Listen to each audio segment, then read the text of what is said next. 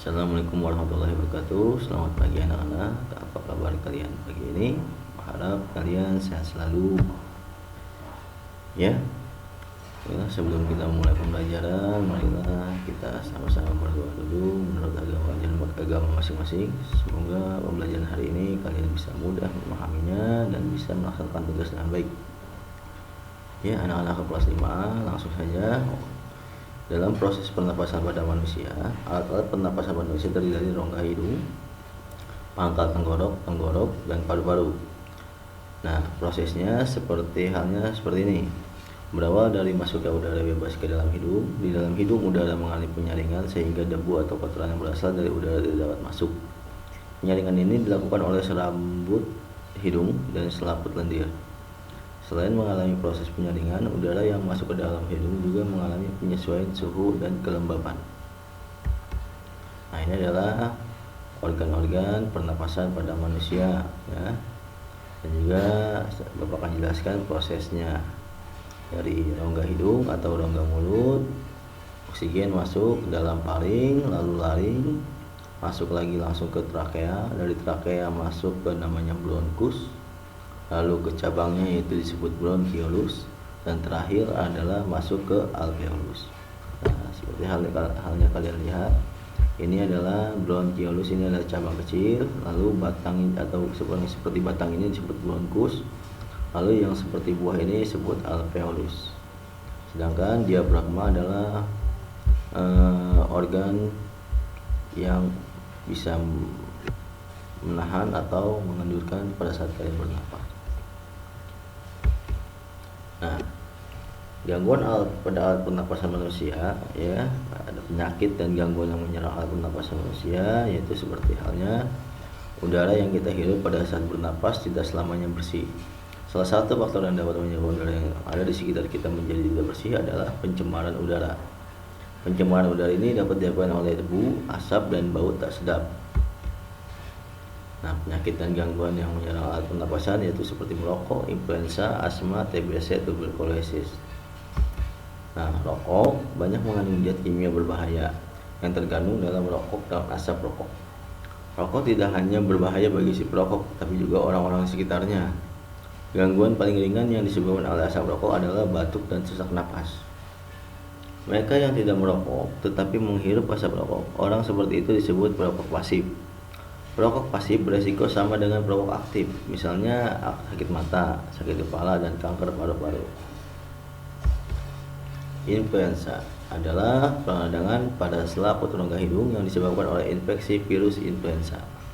Penyakit ini sangat mudah menular melalui udara. Tubuh kita akan sangat mudah terserang influenza bila dalam kondisi lemah atau kekurangan vitamin. Untuk mencegahnya, kita harus menjaga kondisi tubuh agar tetap sehat dengan cara memakan makanan yang bergizi. Selain itu, bila kalian sedang flu, jangan membuang ingus di sembarang tempat agar tidak menularkan bibit penyakit influenza. Nah, ini adalah influenza, ya. Lalu juga ada asma, merupakan gangguan proses pernapasan karena adanya penyempitan saluran pernapasan. Penyebabnya adalah alergi. Bahan yang dapat menyebabkan alergi antara lain rambut atau bulu hewan, debu, asap, dan udara dingin. Agar tidak kambuh penyakit asmanya, penderita harus menghindari bahan-bahan yang dapat menyebabkan penyakit tersebut kambuh. Penyakit ini tidak menular, ya. Biasanya asma ini adalah turun-temurun penyakitnya, ya. Lalu yang terakhir adalah TBC, adalah penyakit yang disebabkan oleh infeksi bakteri. Penderita TBC, paru-parunya terdapat bintil-bintil kecil pada dinding di alveolusnya, sehingga mengganggu proses penyerapan oksigen. Penyakit ini dapat menular melalui benda-benda yang digunakan bersama, seperti sendok, gelas, dan sikat gigi. Untuk menghindari penularan TBC, sebaiknya penderita menggunakan peralatan makan dan sikat gigi tersendiri. Nah, ini adalah penyakit TBC, ya. Nah, agar kita tidak dapat terjauh dari gangguan pernapasan, mari kita simak cara memelihara kesehatan alat pernapasan kita, ya. Yang pertama, menjaga kebersihan lingkungan, makan makanan bergizi, olahraga teratur, mengadakan penghijauan atau reboisasi. Nah, sekarang kita belajar tentang alat-alat pernapasan pada hewan. Hewan juga memiliki alat pernapasan. Ada beberapa jenis alat pernapasan pada hewan yang tentunya berbeda satu dan lainnya. kucing, sapi, dan kerbau bernapas dengan paru-paru. Bagaimana dengan hewan seperti ikan, serangga, dan cacing tanah bernapas? Mari kita cari tahu di slide selanjutnya. Nah, pernapasan ikan, burung, serangga, dan cacing tanah. Ikan bernapas dengan menggunakan insang. Ketika ikan bernapas di dalam air, mulutnya terbuka dan air masuk ke dalam rongga mulutnya. Pada saat yang bersamaan, selaput tutup insang tertutup sehingga tekanan di dalam mulut ikan menjadi rendah dan air akan masuk. Nah, ini adalah proses pernapasan yang terjadi pada ikan. Nah, di situ dijelaskan organ lembaran insang, ada tutup insang dan gerigi-gerigi insang. Lalu ada juga burung. Nah, sekarang burung bernapas dengan paru-paru. Paru-paru pernapasan pada burung juga dibantu oleh pundi-pundi kantong udara. Nah, ini gambarnya ya, paru-parunya kalian bisa lihat organnya. Lalu seperti halnya manusia, dia juga memiliki hidung, memiliki trakea, tetapi dia dilengkapi dengan pundi-pundi udara. Apa sih pundi-pundi udara itu? Pada saat terbang, burung bernapas dengan cara mengalirkan udara yang ada dalam pundi-pundi udara melalui gerakan sayapnya. Jadi pundi-pundi udara ini membantu burung untuk bisa bernapas pada saat dia terbang. Lalu yang ketiga adalah serangga. Untuk melakukan proses pernapasan, serangga menggunakan trakea sebagai alat pernapasannya. Nah, ini seperti kalian lihat ya, organnya trakea dan stigma.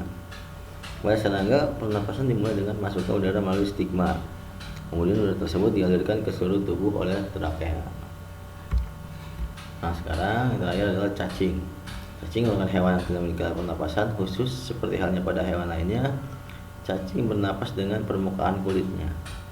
Nah, seperti pada gambar ya, di situ ada kepala, lalu ada paring, seperti manusia ada memiliki paring, urat saraf menghantar sinyal saraf, lalu tubuh terdiri ruas-ruas cincin.